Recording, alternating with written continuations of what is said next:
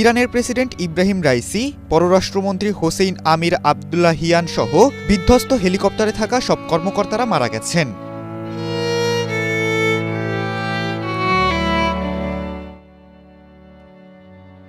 ইরানি সংবাদ মাধ্যমের বরাত দিয়ে আল জাজিরা জানিয়েছে, বিধ্বস্ত হেলিকপ্টারে ছিলেন পূর্ব আজারবাইজান প্রদেশের গভর্নর মালেক রহমাতিও। যদিও প্রেসিডেন্টের মৃত্যুর বিষয়টি এখনো পর্যন্ত নিশ্চিত করেনি দেশটির সরকারি কর্মকর্তারা। তবে নাম প্রকাশে অনিচ্ছুক ইরানের এক শীর্ষ কর্মকর্তা রয়টার্সকে প্রেসিডেন্ট রাইসি সহ হেলিকপ্টারে থাকা কর্মকর্তাদের মৃত্যুর সংবাদ নিশ্চিত করেছেন।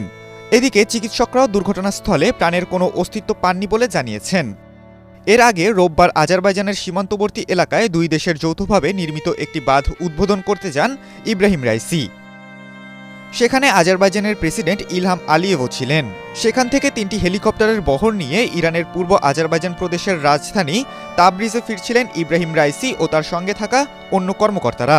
পথে পূর্ব আজারবাইজানের জোলফা এলাকার কাছে দুর্গম পাহাড়ে প্রেসিডেন্টকে বহনকারী হেলিকপ্টারটি বিধ্বস্ত হয়। তবে অন্য দুটি হেলিকপ্টার নিরাপদে গন্তব্যে পৌঁছায়।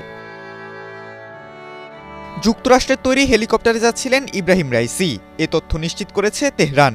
রাষ্ট্রীয় বার্তা সংস্থা জানায়, রাইসিকে বেল 212 মডেলের একটি হেলিকপ্টার বহন করছিল। এই মডেলটি যুক্তরাষ্ট্রে তৈরি। পশ্চিমা দেশগুলোর তৈরি বিভিন্ন বিমান ও হেলিকপ্টার ব্যবহার করে ইরান। এগুলোর বেশিরভাগই কয়েক দশকের পুরনো।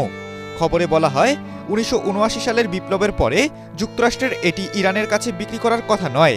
সেই হিসেবে উড়োযানটি অন্তত 45 বছর পুরনো।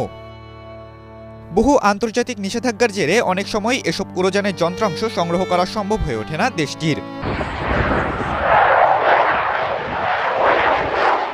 ইরানের বিমান বাহিনীর বহরেও বেশিরভাগ বিমান 1979 সালের ইসলামিক বিপ্লবের আগে কেনা।